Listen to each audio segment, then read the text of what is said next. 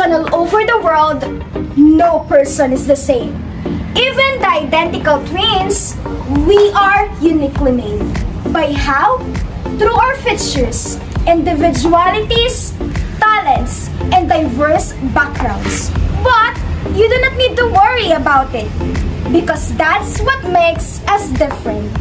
Good day, everyone! Welcome to Film Study 1, Episode 5, entitled Individual Differences and Learners Interaction.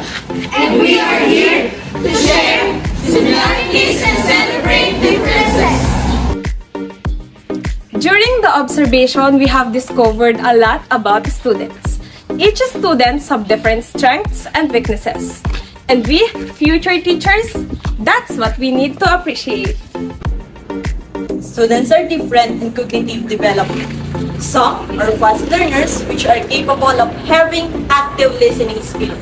They can independently learn and understand easily.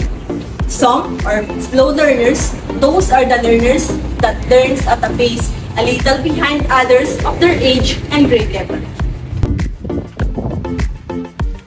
However, despite the fact that some of them are active and some are inactive, we have to involve them to nourish their minds for lifelong learning. Second, students have different gifts or talents. God bless some of them to be a good musical rhythmic, visual spatial, verbal linguistic, logical mathematical, body kinesthetic, and even more. Third, the students have different ways on how they can learn. They can learn best through auditory, visual, bodily kinesthetic, logical, mathematical, and etc. However, aside from that, they can be deeper in social background and economic status. Some are rich that can afford and privileged to both the things that they need an instant. Some are in the middle and some are suffering from poverty. But the thing is, we need to treat them equally despite their instance in life. And moreover, students have different potentials. And as future teachers, we need to help them to cultivate it for their chosen respective fields in the future.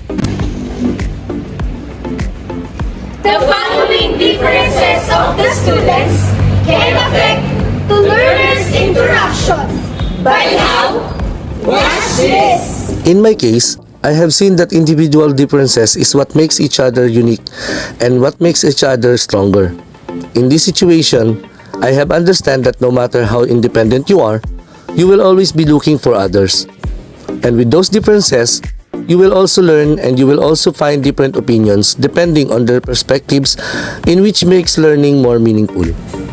And so for me, the interaction of the class is somehow different in some cases. Likewise, there are instances that teachers scold those who are not raising their hands, and the reason is that they are trying to help them to learn, which I have seen that every time they get the lesson, there is a smile on their faces, which are too expensive to buy, in which I have proved that everyone might have difference, however, it is what makes them stand out.